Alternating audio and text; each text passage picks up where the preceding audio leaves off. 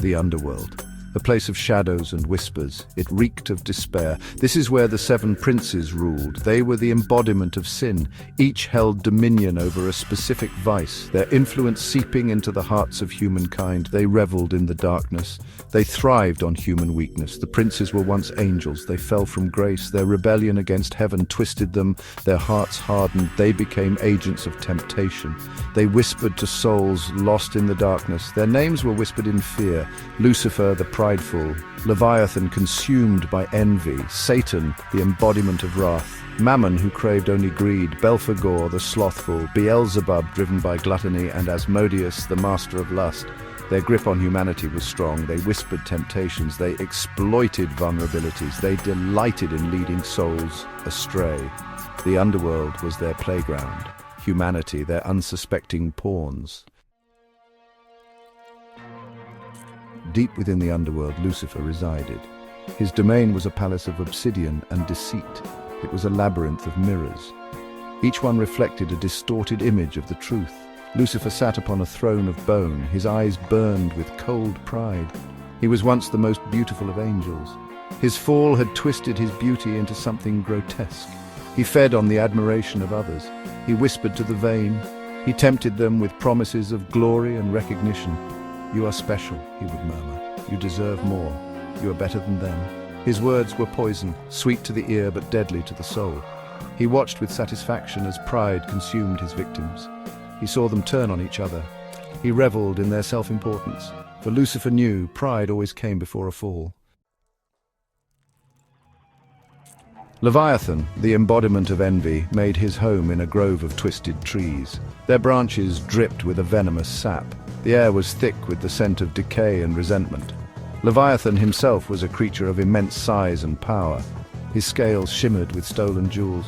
They were trophies of his envy. He seethed with jealousy. He coveted all that others possessed.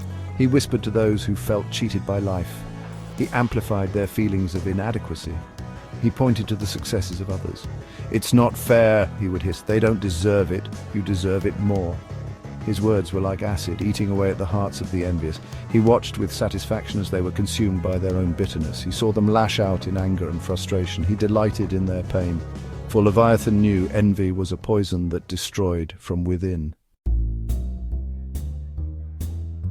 Satan, the Lord of Wrath, ruled over a fiery citadel. Rivers of molten lava flowed through its depths. The air crackled with heat and fury. Satan himself was a being of pure rage. His eyes burned like hot coals. His voice was a roar of thunder. He thrived on conflict and discord. He whispered to the easily angered. He fanned the flames of their rage. He urged them to violence. "Make them pay," he would bellow. "Unleash your anger. Show them no mercy." His words were like sparks, igniting the tinder of their fury.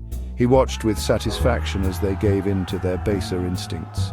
He reveled in their acts of violence. He delighted in the chaos that they unleashed. For Satan knew wrath consumed everything in its path, leaving only ashes in its wake.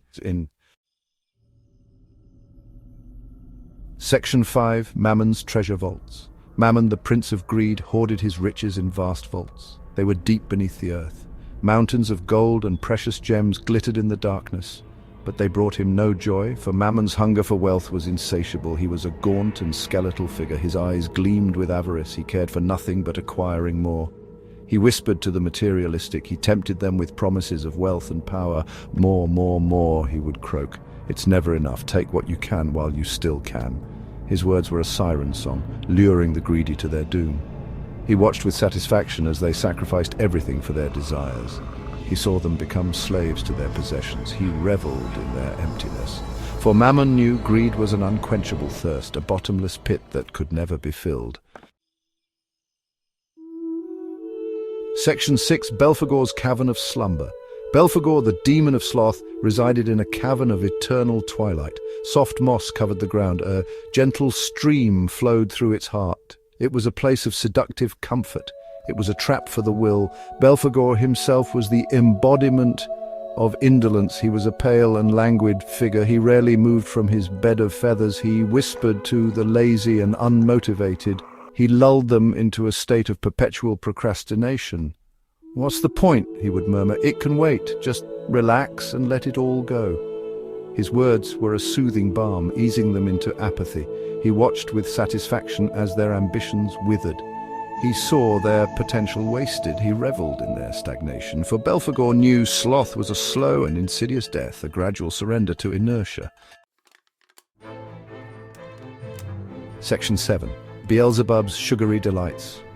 Beelzebub, the lord of gluttony, ruled over a palace of sugary delights. Rivers of honey flowed through its halls, candied fruits hung from every branch. The air was thick with the scent of temptation. Beelzebub himself was a grotesquely obese figure. His face was smeared with chocolate. His belly shook with every movement. He lived for indulgence. He whispered to those who sought solace in excess. He tempted them with promises of instant gratification. Indulge yourself, he would urge. You deserve it. More, more, more. His words were a feast for the senses, overwhelming their self-control. He watched with satisfaction as they gorged themselves to the point of sickness. He saw them become slaves to their appetites. He reveled in their degradation.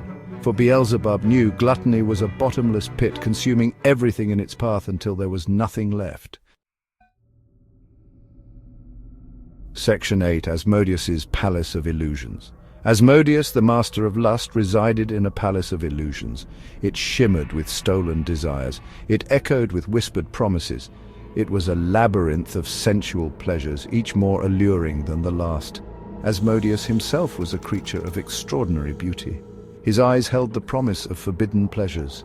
He fed on the desires of the flesh. He whispered to the lustful and the lonely. He tempted them with visions of their deepest desires. Give in, he would purr, it's what you crave, you deserve to be happy. His words were a potent aphrodisiac, breaking down their inhibitions. He watched with satisfaction as they surrendered to their baser instincts. He saw them become consumed by their own desires. He reveled in their downfall. For Asmodeus knew lust was a fleeting fire, burning bright but fading quickly, leaving only emptiness and regret in its wake. Section 9. A Glimmer in the Darkness. The seven princes ruled the underworld. Their influence spread like a plague across the human world. Hope seemed lost. But then a change came. A glimmer of light pierced the darkness. Jesus Christ entered the underworld. His arrival was like a beacon in the darkness. He brought with him messages of love, hope, and redemption. His words challenged the princes' grip on humanity. He spoke of kindness, patience, and generosity. He taught forgiveness, humility, and self-control. His teachings spread like wildfire, offering an alternative to the princes' temptations. His presence weakened the princes' hold. Their power waned. The darkness began to recede.